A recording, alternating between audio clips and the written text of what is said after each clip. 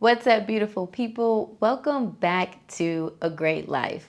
I'm so excited that you're here and I'm grateful that you're here. If you're listening audibly, what's up? But if you're watching on YouTube, please make sure you hit that subscribe button. And if you're new to my channel, my name is Paris and this is all about living a great life, period. Today I want to talk about imposter syndrome. Now, imposter syndrome is something new that I've recently heard about, and it's not something I can completely relate to, but it's definitely a topic I'd like to tap into. And hopefully by the end of this video, if you are dealing with this imposter character, you will be able to move forward in your wonderful life without them, okay? Or at least begin stepping away from them so you can live a great life, so you can enjoy everything around you abundantly.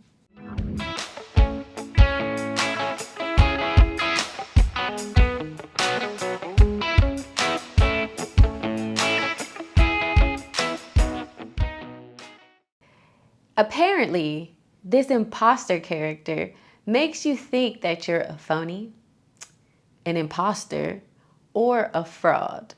Even though you're excelling in a high level, like your works have got you into fantastic places, you've done the work, but once you got there, you're feeling like you don't belong. Now, I don't know about you, but that doesn't make sense to me, especially if you've done the work to get there. Why do you feel like a phony? Why do you feel like a fraud? If your preparation has got you to this place, well, something here isn't adding up. So let's get into the infamous scripture, James 2:17. Faith without works is dead. In other words, true faith always produces good works. Let me say it one more time. True faith always produces good works. So if you're someone experiencing imposter syndrome, well, you've had faith, you've done the work, and now you're reaping the benefits. True faith always produces good works. The other day, I was at a Bible study, and one of the amazing women there brought up the fact that she was experiencing this thing called imposter syndrome. Now, I had heard of it before, but hearing someone as successful as she is, I just wanted to know why, or like what kind of thoughts infiltrated her mind when this came up. And so she was telling me that she was like, well, I just feel like, I start thinking things like, I don't belong here. I'm not qualified to be here. I feel like a fraud. I feel like a phony, etc., etc. Well, that thought process intrigued me because not only is this woman successful in her field, she's done the work. And I just couldn't fathom, why would someone who has done the work feel like they don't belong? And then this scripture, faith without works, came to me.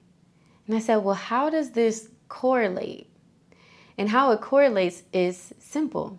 Once your works have produced much fruit and you begin to feel doubt or that you don't belong, then it's time to go back and check your faith. Are you comparing yourself to someone like a coworker or maybe a superior? Are you taking an imagery that is making you feel insufficient? What is it around you that is making you doubt that your presence in this space matters?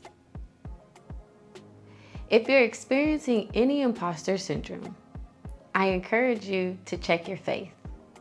What do you have faith in? What are you looking at? And then begin to encourage yourself. You've done the work. Your faith, your works have brought you to this wonderful place. You absolutely deserve to be there. Encourage yourself on a daily basis. Put up some affirmations if you have to.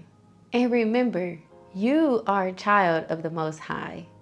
You share DNA with the Omega. You are no small person. You are major. You deserve to be where you are. Walk in confidently knowing this. Your mind is lying to you. It's not true. You're exactly where you need to be because you deserve to live a great life. Till next time, God bless. Don't stress. It's Pebris. Peace.